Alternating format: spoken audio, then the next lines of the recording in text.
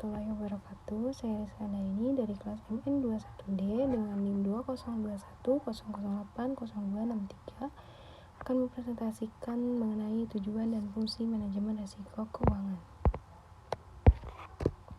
Tujuan dan fungsi manajemen risiko keuangan. Manajemen risiko adalah usaha untuk mengelola risiko dengan cara memonitor sumber risiko, melacak dan melakukan serangkaian upaya agar dampak risiko dapat diminimalisasi.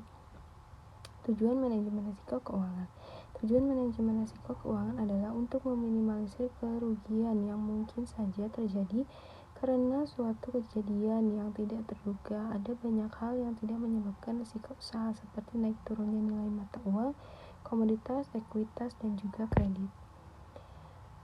Dengan kata lain, dapat disimpulkan bahwa tujuan dari manajemen risiko adalah untuk memberikan perlindungan terhadap perusahaan dari kemungkinan risiko yang bisa menghambat atau menurunkan proses pencapaian atau kinerja perusahaan. Selain itu, tujuan manajemen risiko keuangan adalah untuk mendorong pihak manajemen agar bekerja secara proaktif dalam mengurangi dan menekankan kemungkinan risiko, dan kemudian menjadikan manajemen risiko sebagai salah satu kelebihan untuk modal bersaing dan meningkatkan kinerja perusahaan.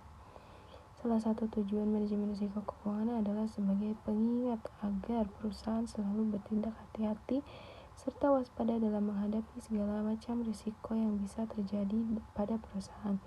Di samping itu, tujuan manajemen risiko juga bertujuan untuk membangun kemampuan individu dan juga manajemen dalam mensosialisasikan pengertian serta penjelasan mengenai betapa pentingnya manajemen risiko. Fungsi manajemen risiko keuangan ada 3 fungsi. Yang pertama yaitu perencanaan atau planning.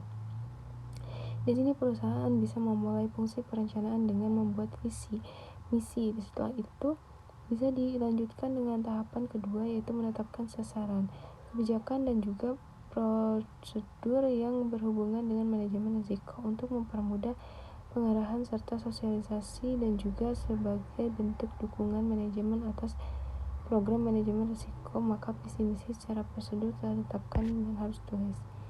Fungsi manajemen risiko yang kedua yaitu pelaksanaan atau actuating. Pada fungsi ini dapat dilakukan proses identifikasi serta pengukuran risiko. Fungsi yang ketiga adalah fungsi pengendalian atau bisa disebut juga dengan controlling. Ada beberapa jenis pengendalian dalam sebuah manajemen risiko, mulai dari melakukan evaluasi secara berkala terkait pelaksanaan manajemen risiko. Selanjutnya ada output atau laporan yang didapatkan dari manajemen risiko, dan yang terakhir adalah feedback. Ya, sekian presentasi dari saya. Assalamualaikum warahmatullahi wabarakatuh.